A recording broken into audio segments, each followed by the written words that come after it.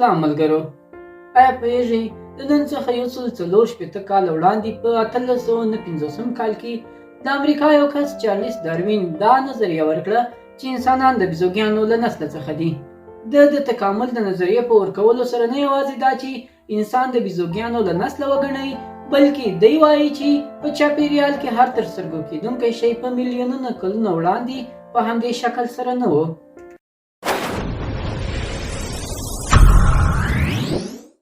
چارلیس داروین د امریکا په کمبریج پوهنتون کې د زده کړو پوره کولو وروسته په یو علمي سفر روانېږي.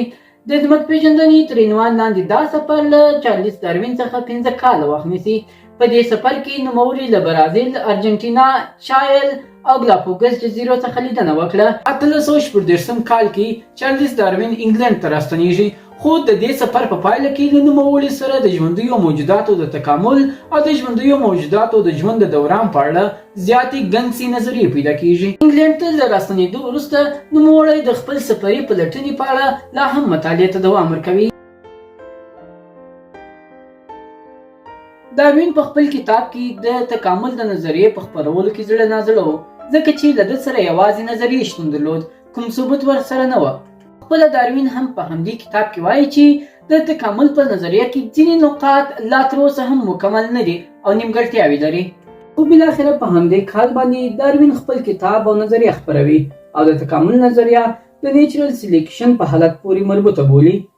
نیچرل سلیکشن یا طبیعي انتخاب هغه حالت ته ویل کېږي چې ځینې ژوندي موجودات د چاپیریال سره د مطابقت نه لرلو په خاطر باندې له منځه ځي.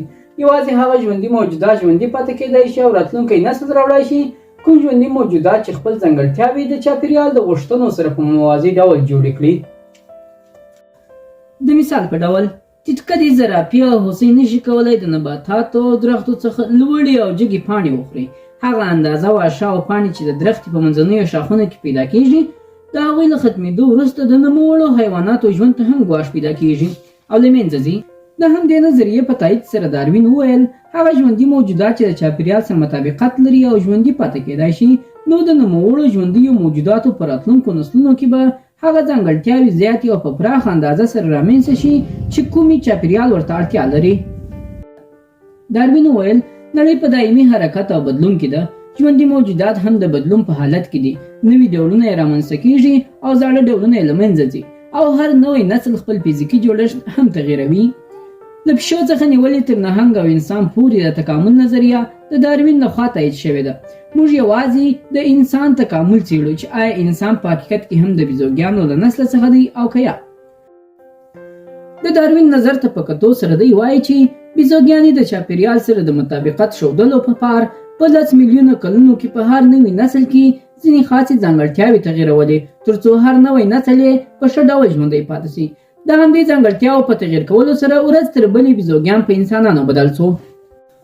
خو برعکس د داروین د نظریې په مقابل کې قرآن کریم وایي چې وَلَقَدْ خَلَقْنَا الْإِنسَانَ مِنْ سُلَالَةٍ مِنْ طِينٍ بېشکه چې موږ انسان له مکنې نرۍ خټې څخه جوړ کړ، ثم جعلناه نطفة في قرار مكين بیا مو هغه په یو محفوظ ځای یعنې رحم کې په څڅېدلي څاڅکي یعنې نطفې تبدیل کړ.